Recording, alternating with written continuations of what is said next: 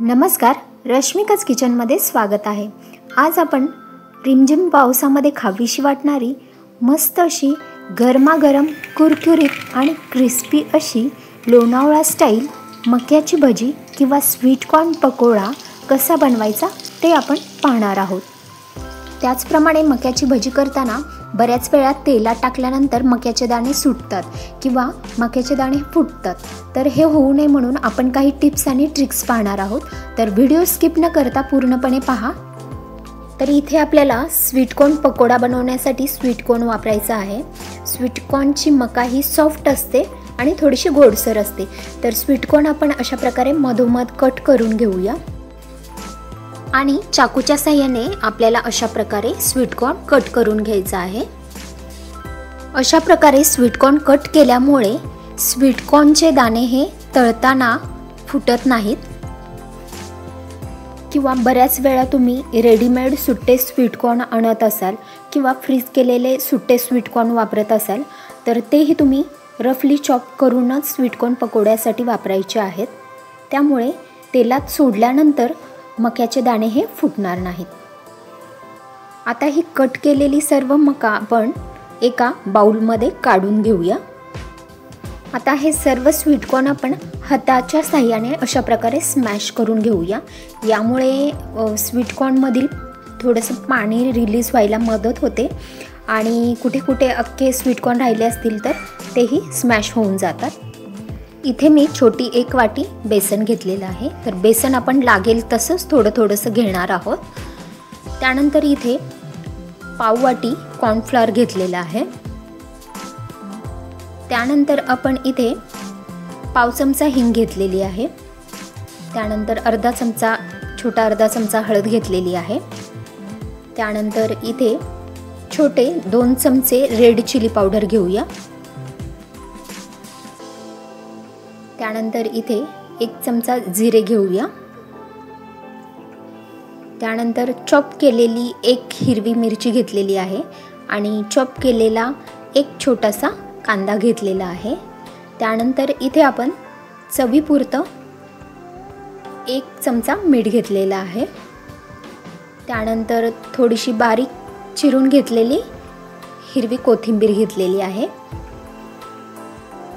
त्याचप्रमाणे कढीपत्त्याची 2 ते 3 पानं आपण बारीक कट करून इथे घेतलेली आहेत। त्यानंतर सर्व साहित्य आपण हाताच्या साहाय्याने व्यवस्थित मिक्स करून घ्यायचं आहे। तर हे व्यवस्थित असं चोळून आपल्याला कॉर्नमध्ये मिक्स करून घ्यायचं आहे। कॉर्नचं पाणी जे रिलीज झालेलं असतं त्याच्यामध्ये बऱ्यापैकी हे पीठ भिजून जातं। छान 2 ते 3 मिनिटं आपण व्यवस्थित स्मॅश करून घेतल्यानंतर इथे आपण लागेल तेवढं शिंतोडा पाण्याचा फक्त शिंतोडा मारायचा आहे, एकदम पाणी घालायचं नाही आहे। तर इथे आपण थोडंसं पाण्याचा शिंतोडा देऊन घेणार आहोत आणि पुन्हा एकदा व्यवस्थित असं स्मॅश करून घेणार आहोत आणि याचं बाइंडिंग पाहून आपण याच्यामध्ये लागेल तर बेसन पीठ मिक्स करून घेऊ शकतो। तर इथे मला थोडंसं बेसन पीठ लागलेलं आहे आणि पाण्याचा शिंतोडा मारून आपण अशा प्रकारे हे पीठ तयार करून घेतलेलं आहे। तर इथे पहा, हे पीठ खूप सैलसर नाही आहे, अशा प्रकारे थोडंसं घट्टसरच आपण पीठ ठेवलेलं आहे। तर अशा प्रकारे व्यवस्थित बाइंडिंग झालं आणि पीठ व्यवस्थित घट्टसर असं झालं असेल तर जेव्हा तुम्ही मक्याची भजी करता त्यावेळेस तेलामध्ये भजी सुटत नाही। तर आता इथे आपल्याला तेल व्यवस्थित कडक तापवून घ्यायचं आहे आणि त्यानंतर आपण याच्यामध्ये स्वीट कॉर्न भजी सोडून घेऊयात। तर स्वीट कॉर्न भजी ही तेलामध्ये सुटू नयेत म्हणून आणखीन एक टिप आहे, ती म्हणजे तेलाचं टेम्परेचर जेव्हा तुम्ही भजी सोडत असता तेव्हा तेलाचं टेम्परेचर हे हाय असलं पाहिजे। गरम तेल व्यवस्थित तापणं गरजेचं आहे। तर त्यामुळे तुमची भजी ही तेलामध्ये सुटणार नाही। तेल कमी तापलेलं असेल तर तेलामध्ये भजीही सुटू शकतात। छान तापलेल्या तेलामध्ये भजी सोडल्यानंतर तुम्ही गॅसची फ्लेम मीडियम करून भजी तळून घेऊ शकता आणि भजी टाकल्यानंतर 1 मिनिटं भजी हलवू नका। भजी व्यवस्थित सेट होऊ द्या आणि त्यानंतर तुम्ही ती हलवली तरी चालेल। तर अशा काही टिप्स अँड ट्रिक्स फॉलो केल्या तर मक्याची भजी ही तेलामध्ये सुटणार नाहीत। आता इथे आपण मस्त अशी कडक कुरकुरीत आणि क्रिस्पी अशी मक्याची भजी व्यवस्थित तळून घेणार आहोत। तर इथे पहा मस्त असा भज्यांना गोल्डन कलर आलेला आहे आणि मस्त कडक क्रिस्पी आणि कुरकुरीत झालेली आहे। आता ही आपण काढून घेऊया।